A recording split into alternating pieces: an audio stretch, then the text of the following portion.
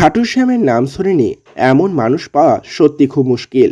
কিন্তু এই খাটু শ্যাম আগে কে ছিলেন, কিভাবে তিনি ভগবান হলেন, তা কি জানেন? আসুন আজকের এই ছোট্ট ভিডিওতে সেটাই জেনে নেওয়া যাক। খাটু শ্যামের পূর্ব নাম ছিল বারবারিক, আর বারবারিক ঘটোৎকচের পুত্র এবং তিনি অত্যন্ত শক্তিশালী ছিলেন। তিনি দেবী দুর্গার একজন মহান ভক্ত ছিলেন এবং দেবীর কাছ থেকে 3টি ঐশ্বরিক তীর পেয়েছিলেন তিনি। মহাভারতের যুদ্ধের সময় বারবারিক প্রতিজ্ঞা করেছিলেন যে এই যুদ্ধে যে পরাজিত হবে তার পক্ষে যুদ্ধ করবে তিনি। কিন্তু শ্রীকৃষ্ণ ভালো করেই জানতেন যে বারবারিক যুদ্ধক্ষেত্রে এলে পাণ্ডবদের পরাজয় নিশ্চিত।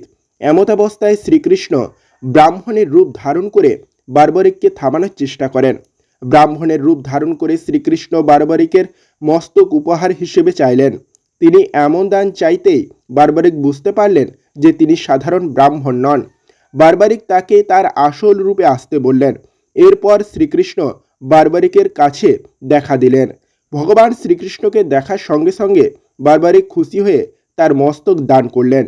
শ্রীকৃষ্ণ বারবারিকের ভক্তি ও ত্যাগে অত্যন্ত প্রসন্ন হয়ে বর দিলেন যে কলিযুগে তুমি শ্যাম নামে পূজিত হবে।